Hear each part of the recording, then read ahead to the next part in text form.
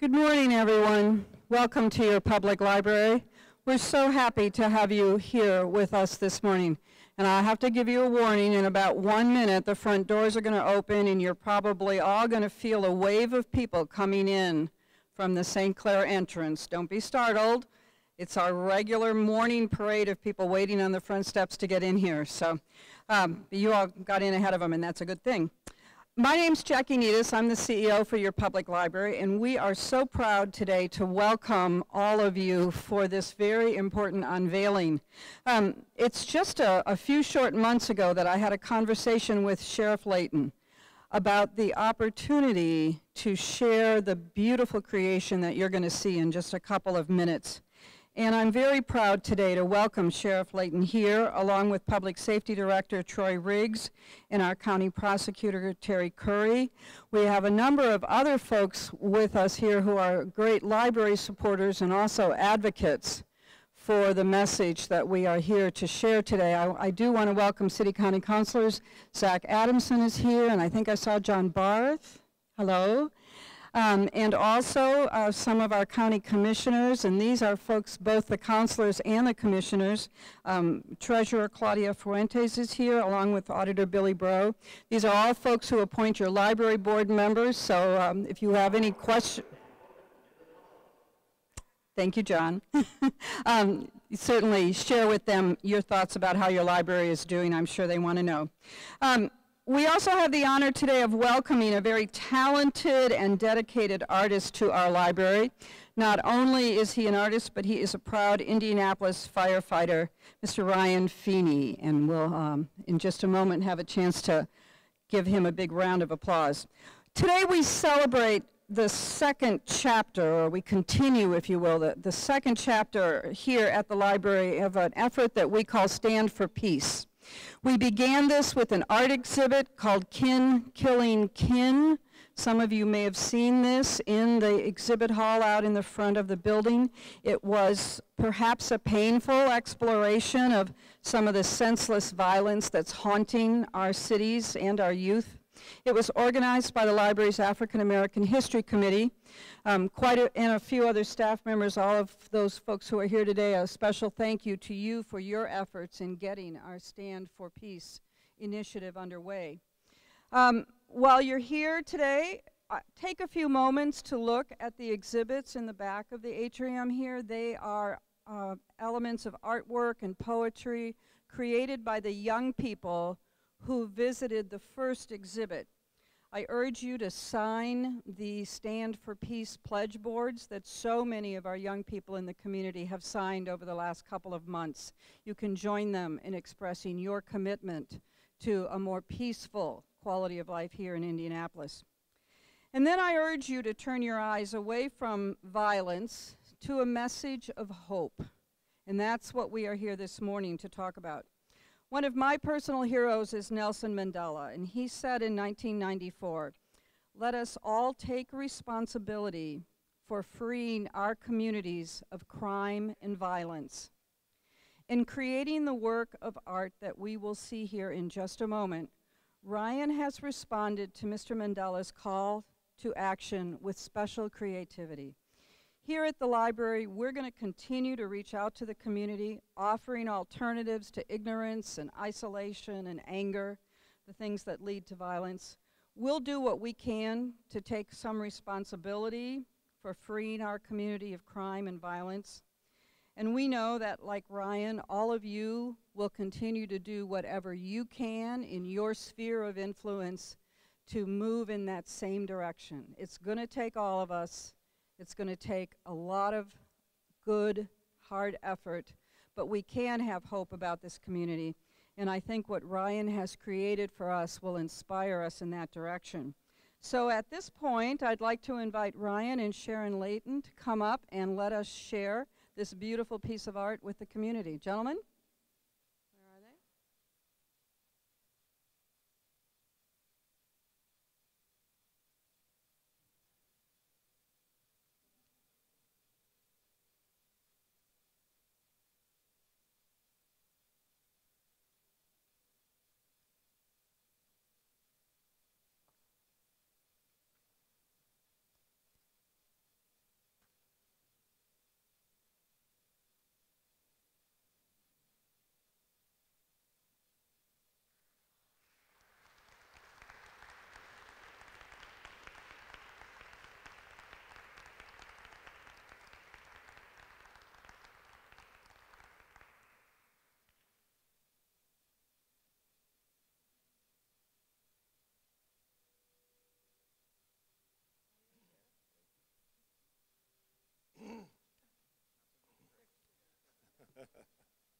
It's curtains for you. Good morning, everyone. Thanks for being here today. Thanks to each and every one of you for taking a few minutes out of your day for such an important occasion. I'd like to thank the Indianapolis Public Library, CEO Jackie Nytes, for being an incredible partner, along with the Marion County Sheriff's Office. Like police stations and fire stations throughout Marion County, public libraries are located for our access, easy access to all of our local residents. Libraries, culture piece through access to education. The library staff has done tremendous work while hosting the smaller piece of at libraries across our great city. And this unveiling wouldn't have been possible without them. Thank you again, Jackie, for the work that you and your staff do every day to keep our community a much better place to live, work, and play. Ladies and gentlemen, every day in our great city,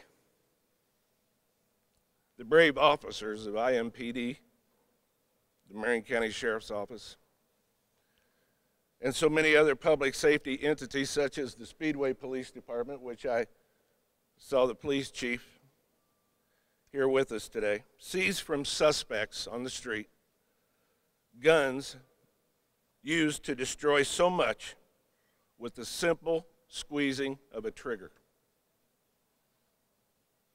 Indiana Code 35-473-2C gives the responsibility of all seized firearms destructions to the sheriff of the 92 counties here in Indiana. It also states the firearm may be destroyed by dismantling completely. Well, I'm in my office thinking quite a few months back about this process and wondering how this sheriff's office could turn so many guns that we have down in our catacombs at the jail itself, waiting to be destroyed. How could we turn those into something positive? Many of these guns have been used in heinous crimes. I wanted to turn it into a symbol of strength, somehow, some way. A symbol of faith and hope for those left behind. And that's what this is all about. It's for those folks left behind by the departed. Departed at the hands of the violent by some of these very weapons. The thought arrived.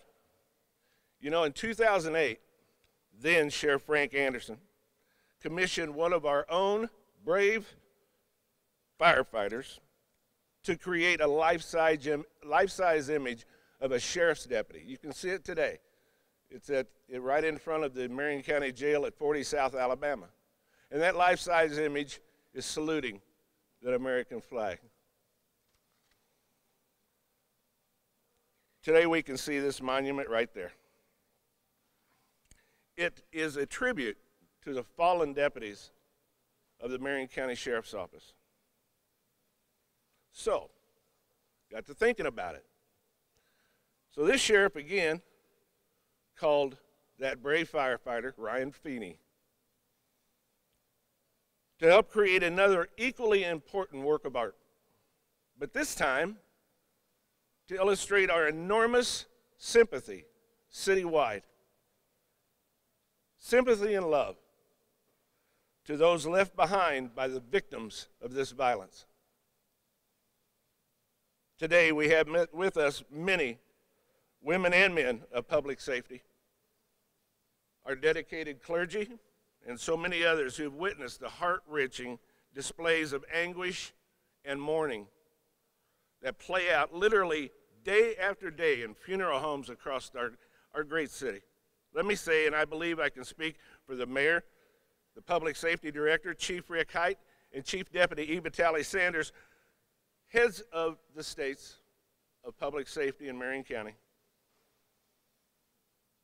When I say it is to those weeping mothers, fathers, family members, loved ones, those left behind, that this beautiful image will stand forever in honor of.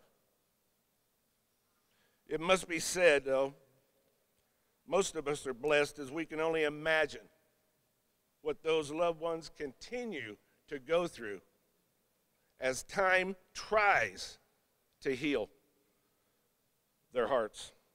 But equally important is the saying for those of us on the outside looking in. There, but for the grace of God walk I. Thank each and every one of you for being here today on this occasion. It means so much to the men and women of public safety, law enforcement in Marion County, but it means even more to those left behind. Thank you very much.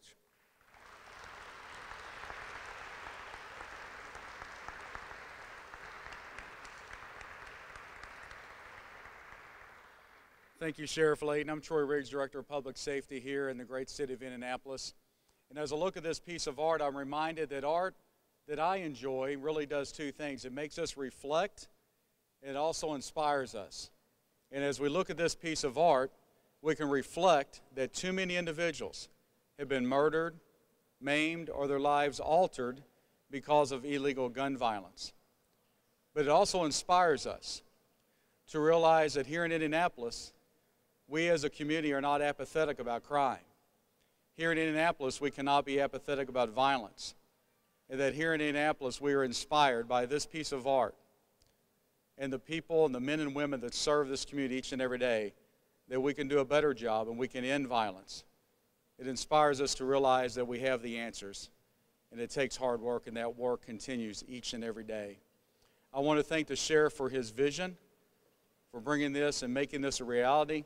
I also want to thank all those in uniform here today that by just putting their uniform on, demonstrate to all of us that they are willing to lay their life down for you and for me, that they are willing to pay the ultimate cost for the safety and security of each one of us who lives in the great city of Indianapolis. Thank you for being here today.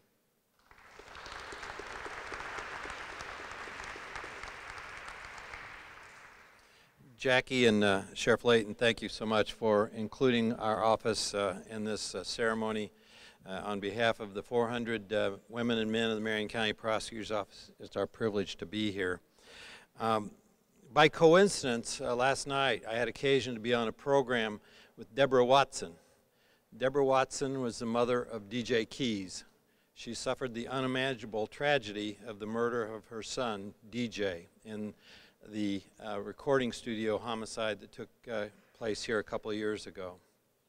Ultimately, all 6 individuals who were involved in that homicide were convicted of various crimes, including murder, and have received prison sentences. And Deborah Watson, having suffered that tragedy, had one of 2 choices. She could despair, or she could turn her tragedy into hope, and she's chosen the latter, by forming a foundation to work with young men to hopefully prevent any of those individuals from being victims like her son. So on behalf of Deborah Watson in our office, I am sure that Deborah Watson would stand for peace, and we should all join her in doing so. Thanks for being here today.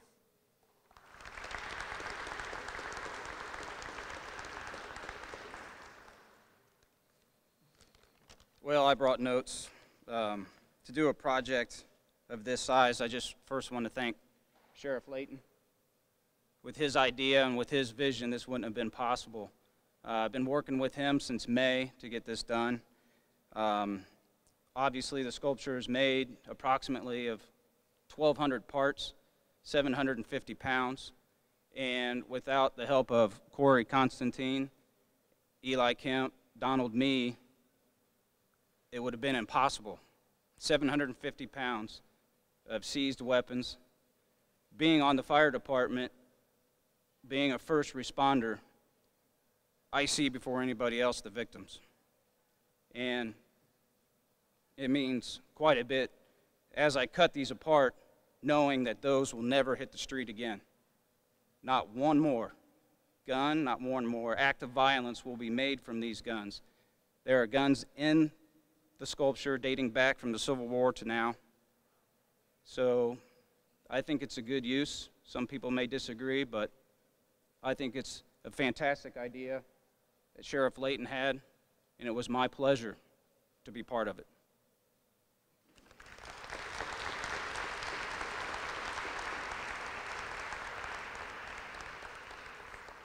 Glory be to God for vision.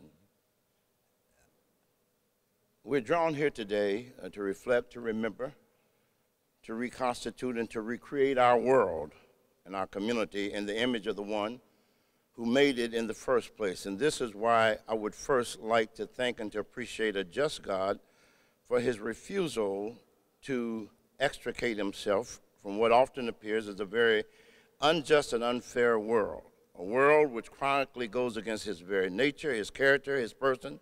And this is clearly seen when it looks like so many people are saying by their own acts and actions that if they could, they would expel God and any notion of God's presence from his own creation, and thus be free to promote that which is evil, mean-hearted, mean-spirited, and that which is destructive and deadly.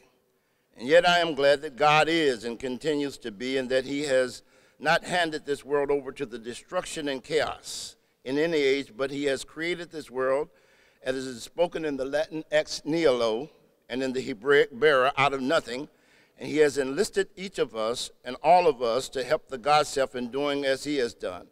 The Bereshith speaks to us about what happens when God created this world, for it says, in the beginning when God created the earth, it was without form, it was void, and darkness was upon the face of the primordial waters. This means that the very creative environment was 1,000,000 times more aggressive and more chaotic than an F5 tornado.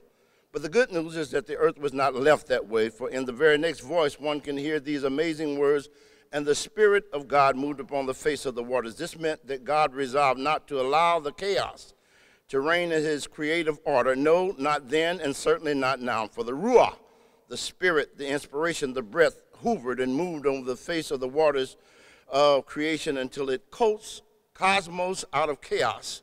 It influenced order from the throes of disorder, and it proclaimed peace rather than confusion and the conflict of those chaotic times.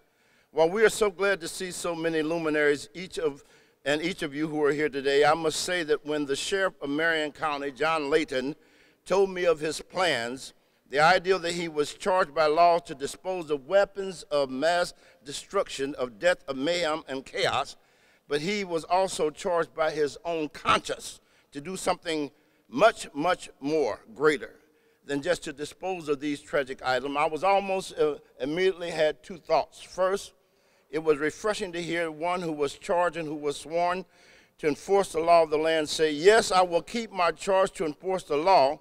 I will enforce the law, but I will do something more. I will embrace and promote peace. For not only will I dispose of the weapons whose uses and which were used in nefarious and heinous acts, but I will allow the intentions of those, I will not allow the intentions of those persons who use those articles to have the final say or sway in our community. No, I will take these weapons and make something positive of them, something meaningful, something so much more profound than what was originally intended, or in other words, I will take what was meant for evil and I will do something good with it. I will recreate, I will reforge peace from evil. In this way, Sheriff Layton has announced to the world that he had a choice to allow the evils of the community to have the last word, but he refused that choice. In this way, Sheriff Layton has said and is saying that he chose not to just be an elected official from the community, but he resolved to be in the community and be the community. And in this way, Sheriff has said with his actions, he refused to be a thermometer that can only monitor and record the temperature in the community and the communal room, but he must be a thermostat that can change the temperature in the room and in the city, in the community, and in the world. For in this way, he rebukes the destroyers of our community that had those guns in the first place. He comforts the abused and the victimized of the community, and he challenges the rest of us in the community. For when he takes the kind of stand and the actions that are demonstrated here today, we fulfill the saying of the sagacious scientific mind Albert Einstein when he said, God did not create evil, for just as darkness is the absence of light, evil is the absence of God. When we take the kind of stance and the kind of actions that are demonstrated here today, we will not only stand with the sheriff, but we will find ourselves standing amidst the ancient Hebraic prophet Isaiah when he said, God will judge between the nations and will settle dispute for many people, and they will beat their swords into plowshares and their spears into pruning hooks. Nation will not take up sword against nation, nor will they study war no more. And finally, when we refuse to accept the business as usual, when we refuse to accept the harboring of a climate of an eye for an eye and a tooth for a tooth, will literally leave the whole community blind and toothless and on our way to the dentist.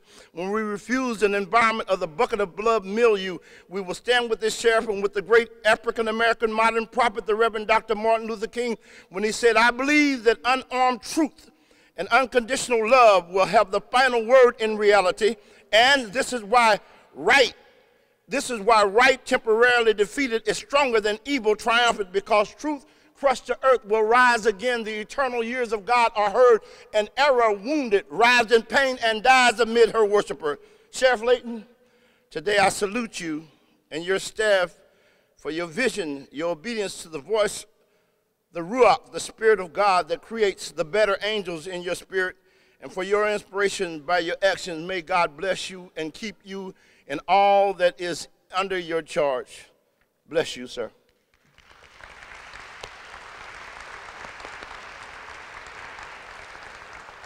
Elder Lionel Rush. We have a guest with us today who is one of the type of individuals that the sheriff spoke of. This is a mother who lost her son to violence in our community, and I think she deserves the microphone for a moment. Hi, I wasn't really going to speak today, but I met Sheriff John Layton a few weeks ago. I lost my son 9 years ago to violence. He made a bad choice, but he was shot 5 times, and he died in surgery. He was my only son, my only child. The biggest thing for me is that he's not remembered. And a place to go to remember him when it's too cold at the cemetery to sit where you can't see the grave because of snow. And now, because of the artist and Sheriff John Layton, I have a place to come and share my memories and know that he's remembered. And to the police officers, they're out there every day giving their lives. They have been so kind and so generous. And I want you to know that I have every faith that one day I'm going to get that phone call and tell me that you've caught the person that murdered my son. Thank you.